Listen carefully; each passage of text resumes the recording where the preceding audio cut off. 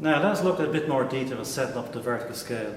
To make it simple, I've just used a battery here, which gives a straight DC voltage. Now, as you can see, the oscilloscope displays the battery voltage as a single straight line. That's because the voltage does not change with time. Also, the vertical adjustment has actually two knobs associated. The one we showed earlier and this other one was actually used to change the position of the signal anywhere on the screen.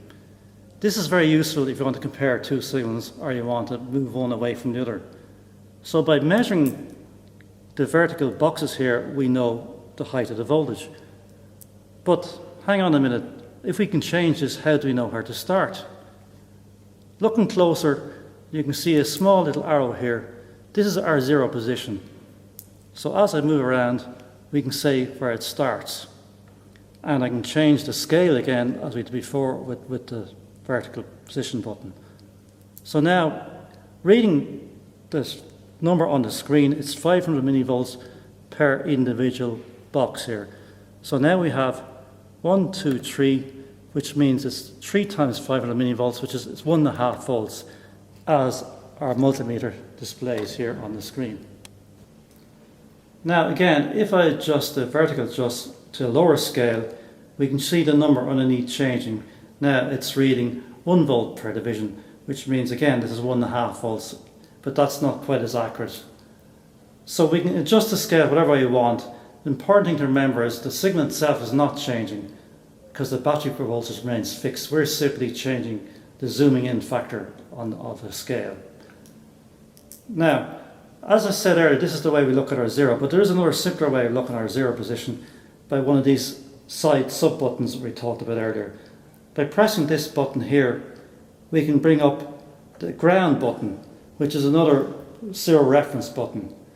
This shows instantly where the zero is on the screen.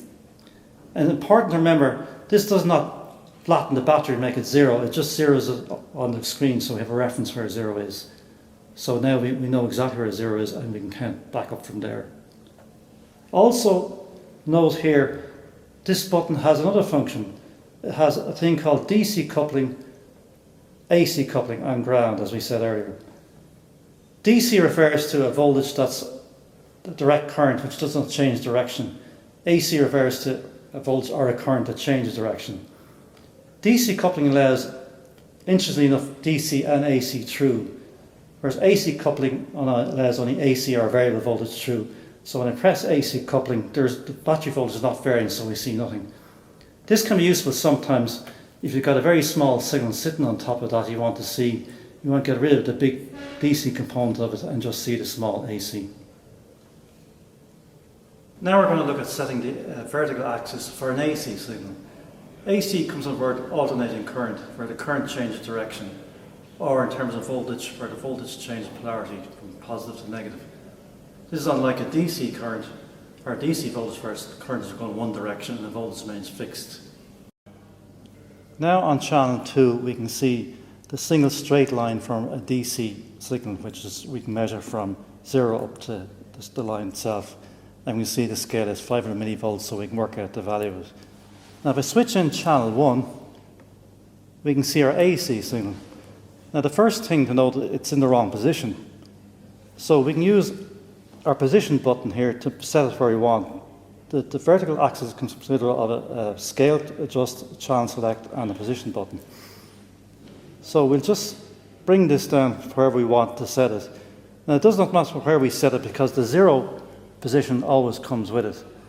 So another important point at this stage to point out, we know we're looking at channel 1 here because it says it down here, but sometimes you can't see the channel. That's because its position's gone off screen. So this is where the position button, you need to check that at all times to find your signal. So we bring it down here and we put it there. It's 0 just to overlap where the other one is at the moment. I'll just turn off channel 2 to give it away. Now we can look, we have our 0 position and we can make our measurements of this voltage. Now we can see the scale reading here is 20 volts per division. A division means one of these complete boxes. So looking at that, it looks like it's about 18 volts.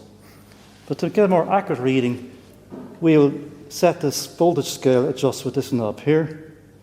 Now, this is equivalent to zooming in on it, and now the scalar reading is 10 volts per division. Now we can read it as about 15 volts to the peak. Now if I switch on my Chong 2 again, briefly just to see it, there's our DC and our AC. Now we can read it as 10 volts per division, which means it's about 15 volts from the zero line to the top here. Now the difference between this and our AC or DC straight away is that this goes negative below the 0 volt line. So the voltage starts off here at a high value, reduces down, goes through 0 and becomes a negative. At this point, if we connect this voltage into a circuit and run the current through it, the current will actually change direction at this point. Now we can measure the negative exactly the way we measure the positive half of the cycle by counting from the 0 line down. So it's 5, 10 plus 5 is 15 volts negative. So overall we have a 15 volts negative and a 15 volts positive. We can say this wave is a 30 volts peak to peak, and that's the expression we use to signify the magnitude of an AC signal as 30 volt peak to peak voltage. Now we saw that our oscilloscope measured the peak to peak value as being 30 volts, but our signal generator also tells us the peak to peak value it's putting out. But looking at the display, it's telling us it's just putting out 3 volts peak to peak, not the 30 volts oscilloscope is telling us.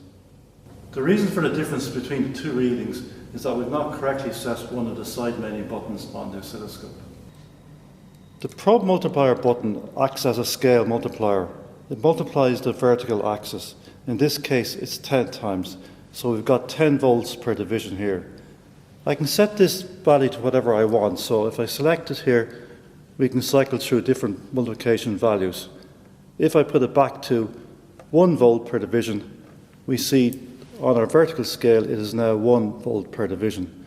So if we count, we've roughly 1.5 volts each side of the horizontal scale, giving us 3 volts peak to peak, our correct value. The function of the probe multiplier button is to match the oscilloscope with the type of cable we're using. For most cases, we're just using standard cable connected to our signal generator. But sometimes we use test probes.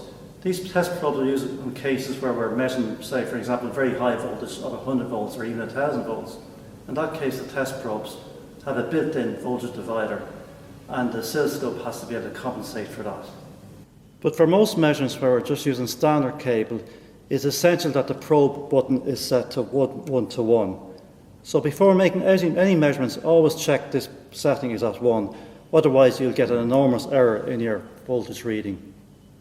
Our signal generator here is producing our AC signal. And if you look at our signal generator, we can see all these buttons to set different frequencies. Along with setting the frequencies, this generator has another facility which is called a DC offset here. This allows us to mix in a DC component along with the AC.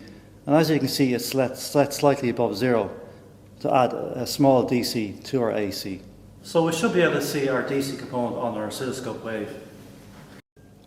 But looking at our AC signal, we can't see any DC component in it. It's still symmetrical above the 0 volt line. That is because we have not set the coupling button. The coupling button is set into AC, which only allows AC through. So if I switch it, it goes to ground. This is, as we said before, which is our ground position, which we can position it anywhere we want. It doesn't change anything. And the other setting is our DC, which only allows DC and AC through. Now we can see our AC plus the DC component on it here above the 0 volt line. Sometimes you will get signals like this to our mixer of two. For example, an amplifier which is powered off a DC voltage. It might have a small DC component built into it. In this case, you want to get rid of that and just look at the AC. Or indeed, you may have an AC signal which is really small up on top of a very big DC and you cannot see it. Again, you need to get rid of the DC component and look at the AC only.